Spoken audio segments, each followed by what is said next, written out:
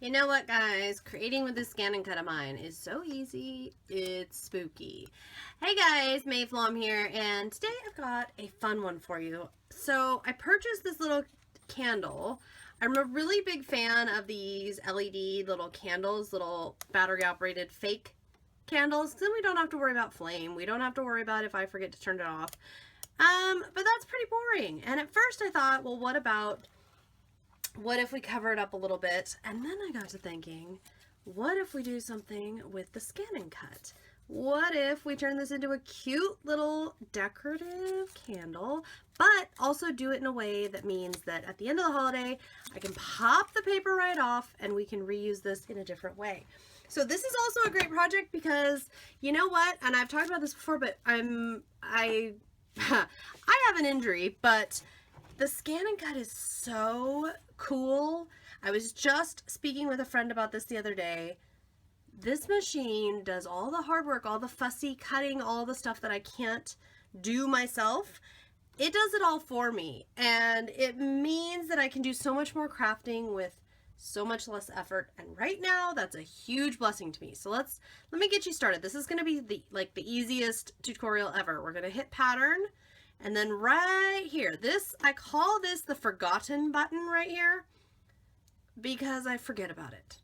But when I got this idea, I decided to go looking through. So you can scroll through and the machine will have a variety of patterns. And I thought about like a scalloped edge would be cool. The leaves would be cool.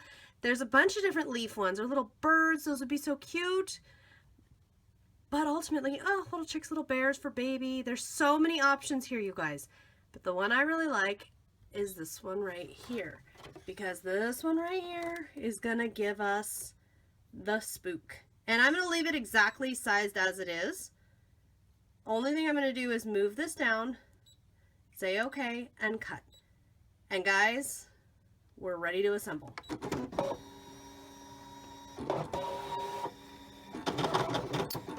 All cut out and ready to go. We will need to trim this down, but before I do this, here's the candle, and here I've got a piece of vellum. This is about 2.5 inches high. I basically want it just high enough to cover up the flame. I don't want the flame to actually show. I want it to look like, I don't know, I want it to be covered, but I want to be able to see it through. So by using vellum, here you can see it's going to glow through. You're just not going to see the actual flame itself. You could skip this step if you don't mind seeing it. That will be totally up to you. So I've got my piece of vellum here, and the one side I've got a skinny little piece of double-sided tape down along the one side here.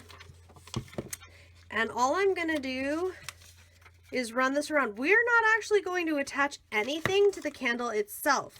So the reason we're not going to attach anything to the candle itself is pretty easy. We're not going to attach anything to the candle because we want everything to be able to be reused. All I have to do is press along that line and we're set.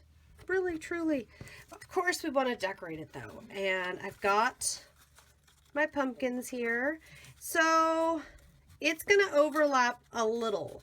Okay, it's going to be about one element too long. So what I am going to do is, you could trim it, or you know what, you could just tear it off. You could just tear it off, and I'm going to put a little bit of double-sided tape along this. I am going to put a little bit in the middle, and all that's going to do is just support this so that it doesn't wiggle around on us.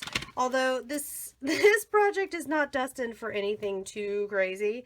This project is not destined to go on any wild adventures. It's going to go sit on my front table so that people can enjoy it.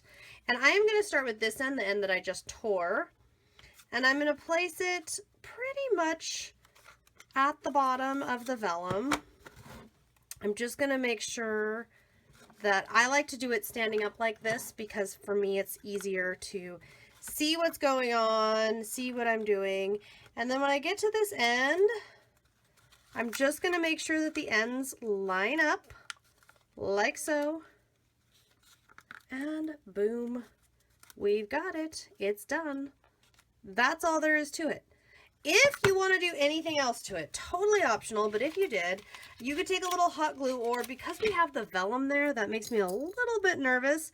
I'm going to put some nice, strong, double-sided tape on the back of a few little buttons. You can see I've got my little button and embellishment mix here. And then I am just going to put them here and there onto here. And how cute is that? And let me turn it on for you. So it's going to just glow obviously better at night versus all in a lit light and bright studio here. So I'm just going to add a few little buttons and we're good. We're good to go. I've got my little decor.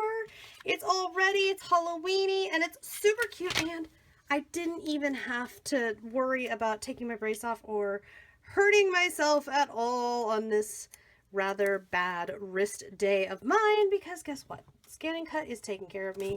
ScanNCut is getting stuff done for me, with me. I love it. I really do. I get a lot of questions about that. Do you really like it? Yes, I really do. I would not be blogging about it or making videos about it if I didn't. That much I can promise you. So we can just go along here however much or little you want. If you want to use a liquid adhesive or a hot glue, just be careful. I would just make sure it gets on the cardstock. Hot glue and vellum, not a real great thing. And when you're satisfied with it, guys, you're good to go. How cute is that going to be? Oh my goodness, I'm so excited.